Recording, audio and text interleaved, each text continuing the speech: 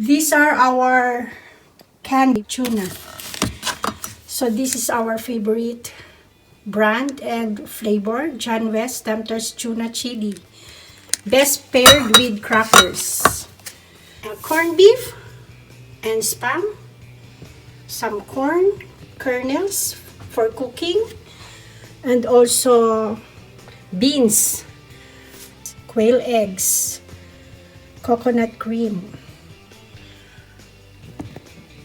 These are the Doritos salsa, best paired with Doritos nachos. Spread, mayo, cream cheese, peanut butter, Nutella chocolate, and our all-time favorite, nut butter. Almond, cashew, and a combination of almond, Brazil nut, and cashew nuts. Favorite. Okay. This is made in Australia. Local. Over here, I have some spices, flavorings, and different kinds of salt. With some more in my kitchen cabinet. And this is our sweets corner. We have a lots of Hershey's chocolates. We have our own favorites. This is my husband's favorite, special dark, mildly sweet. Got these different sizes. Giant, XL, King. I think I have another here, a small version. Oh yeah, it's the smallest. And this is my favorite. It's with almonds. Okay. And Giant's favorite, the plain milk chocolate.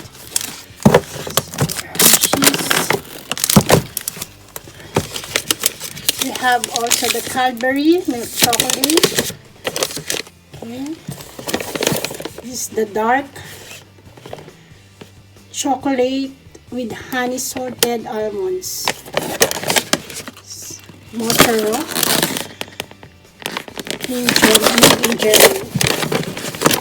We have some more here. The M&M's. M&M's, Lotte, Milka, Pocky, Lot, Potero. This is my favorite, strawberry flavor.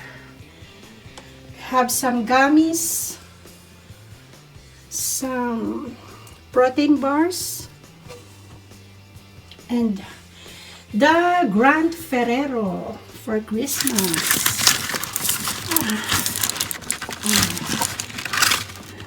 Yeah, Christmas edition of Ferrero Rochers. Ferrero Rocher. Have the Mercy Galleon at the back. In here, in my cute bunny storage, we have more chocolates. The dark chocolates. This is the rocker from Italy, made in Italy. And this is the Australia's chocolate, Tim Tam. Tim Tam original. Here, more Hershey's. Have the Kisses milk chocolate with almonds and the dark chocolates. Special dark with almonds. Okay. The Kisses. More chocolates at the back. Oh, this is the pop snack mix. Oh, this is nice. And in here we have the Kinder Christmas chocolates. Yes, cute. These are my cookie containers. So this is the Italian traditional to roast nougat. I think this is with almonds and pistachios. Okay, and we have Halloween Pops, some chips here, Pringles. Oh, this one. This is from Philippines. Ricoa, curly tops, and flat tops. This is the best seller. I love this one. And down here, our snacks, chips, combos. This is US chips, US snacks. This is the orange one, cheddar,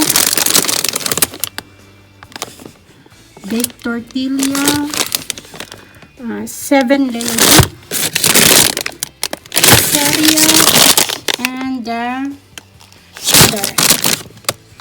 Here we have the oven bake chips.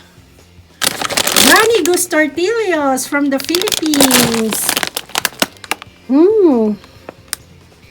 Yes. We got this from Asian store here in Australia. And the Doritos. The bag with and some more here. So these are our crackers, sky flakes, garlic, and the plain. Some noodles here, and some noodles. Have the sauces from Del Monte. This is some more Filipino foods, dried mangoes, crackers, ensaymada flavor, egg bites, otap, ube flavor. We have some noodle cups and bread. Bread is life. Have pandesal and hot dog buns and more bread. Here we have noodles.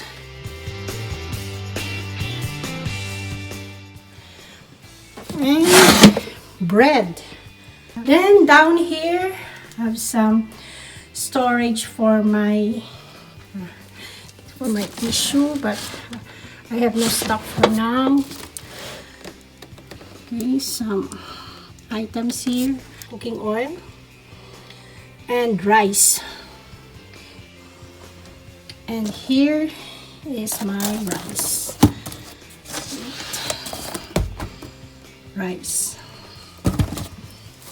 Here, veggies. There you go. This is my mini pantry tour. And I have a cute storage up there. Thank you guys for watching.